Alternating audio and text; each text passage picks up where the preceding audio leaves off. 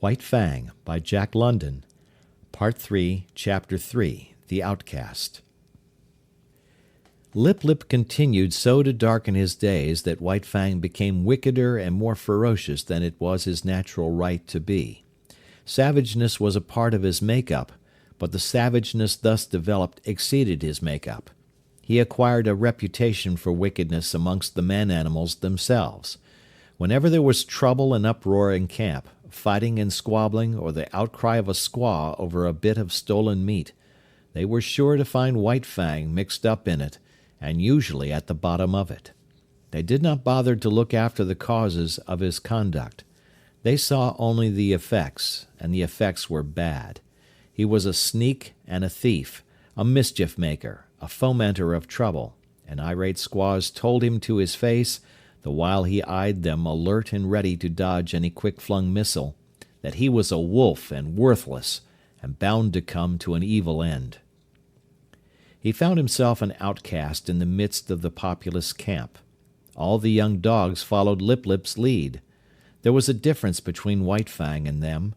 Perhaps they sensed his wildwood breed, and instinctively felt for him the enmity that the domestic dog feels for the wolf.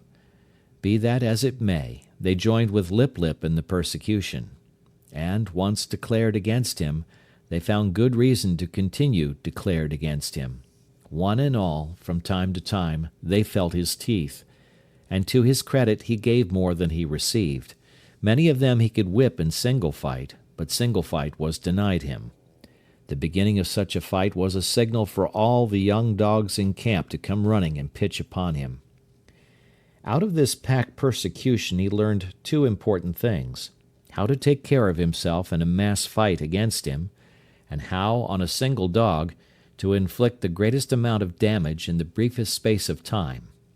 To keep one's feet in the midst of the hostile mass meant life, and this he learnt well.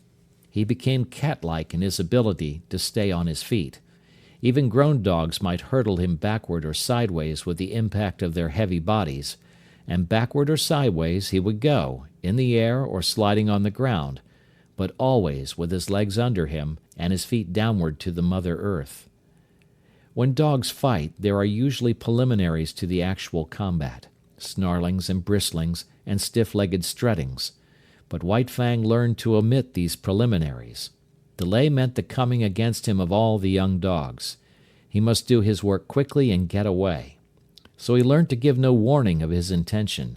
He rushed in and snapped and slashed on the instant, without notice, before his foe could prepare to meet him. Thus he learned how to inflict quick and severe damage. Also he learned the value of surprise. A dog, taken off its guard, its shoulder slashed open, or its ear ripped in ribbons before it knew what was happening, was a dog half-whipped. Furthermore, it was remarkably easy to overthrow a dog taken by surprise, while a dog, thus overthrown, invariably exposed for a moment the soft underside of its neck, the vulnerable point at which to strike for its life. White Fang knew this point. It was a knowledge bequeathed to him directly from the hunting generation of wolves. So it was that White Fang's method when he took the offensive was, first to find a young dog alone, second, to surprise it and knock it off its feet, and third, to drive in with his teeth at the soft throat. Being but partly grown, his jaws had not yet become large enough nor strong enough to make his throat attack deadly, but many a young dog went around camp with a lacerated throat in token of White Fang's intention. And one day, catching one of his enemies alone on the edge of the woods, he managed, by repeatedly overthrowing him and attacking the throat, to cut the great vein and let out the life. There was a great row that night. He had been observed. The news had been carried to the dead dog's master. The squaws remembered all the instances of stolen meat, and Grey Beaver was beset by many angry voices. But he resolutely held the door of his tepee, inside which he had placed the culprit, and refused to permit the vengeance for which his tribespeople clamored. White Fang became hated by man and dog. During this period of his development, he never knew a moment's security. The tooth of every dog was against him, the hand of every man. He was greeted with snarls by his kind, with curses and stones by his gods. He lived tensely. He was always keyed up, alert for attack, wary of being attacked, with an eye for sudden and unexpected missiles, prepared to act precipitately and coolly, to leap in with a flash of teeth, or to leap away with a menacing snarl. As for snarling, he could snarl more terribly than any dog, young or old, in camp. The intent of the snarl is to warn or frighten, and judgment is required to know when it should be used. White Fang knew how to make it and when to make it. Into his snarl he incorporated all that was vicious, malignant, and horrible. With nose seriated by continuous spasms, hair bristling in recurrent waves, tongue whipping out like a red snake and whipping back again, ears flattened down, eyes gleaming hatred, lips wrinkled back, and fangs exposed and dripping, he could compel a pause on the part of almost any assailant. A temporary pause, when taken off his guard, gave him the vital moment in which to think and determine his action. But often a pause so gained lengthened out until it evolved into a complete cessation from the attack. And before more than one of the grown dogs, White Fang's snarl enabled him to beat an honorable retreat. An outcast himself from the pack of the part-grown dogs, his sanguinary methods and remarkable efficiency made the pack pay for its persecution of him. Not permitted himself to run with the pack, the curious state of affairs obtained that no member of the pack could run outside the pack. White Fang would not permit it. What of his bushwhacking and waylaying tactics, the young dogs were afraid to run by themselves. With the exception of Lip Lip, they were compelled to hunch together for mutual protection against the terrible enemy they had made.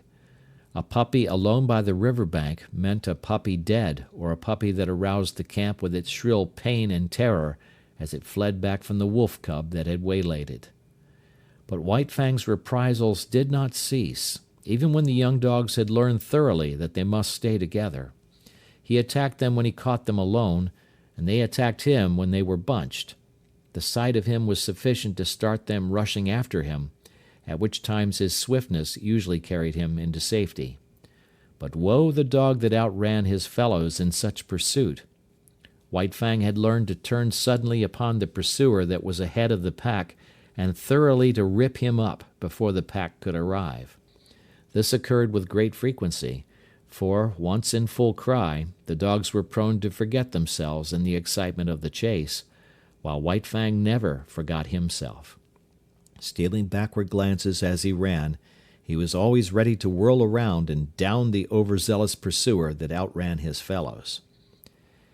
Young dogs are bound to play, and out of the exigencies of the situation they realized their play in this mimic warfare.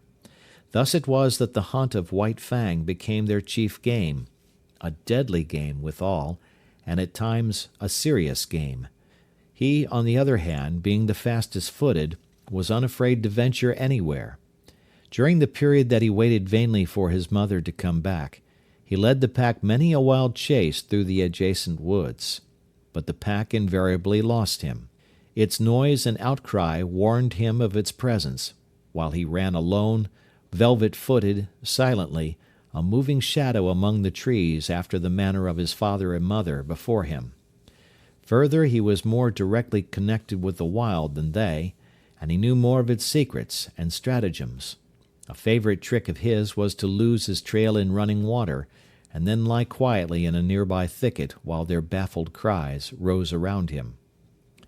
Hated by his kind and by mankind, indomitable, perpetually warred upon and himself waging perpetual war, his development was rapid and one-sided. This was no soil for kindliness and affection to blossom in. Of such things he had not the faintest glimmering. The code he learned was to obey the strong and to oppress the weak. Grey Beaver was a god and strong. Therefore White Fang obeyed him. But the dog younger or smaller than himself was weak, a thing to be destroyed. His development was in the direction of power. In order to face the constant danger of hurt and even of destruction, his predatory and protective faculties were unduly developed. He became quicker of movement than the other dogs, swifter of foot, craftier, deadlier, more lithe, more lean with iron-like muscle and sinew, more enduring, more cruel, more ferocious, and more intelligent. He had to become all these things, else he would not have held his own nor survived the hostile environment in which he found himself.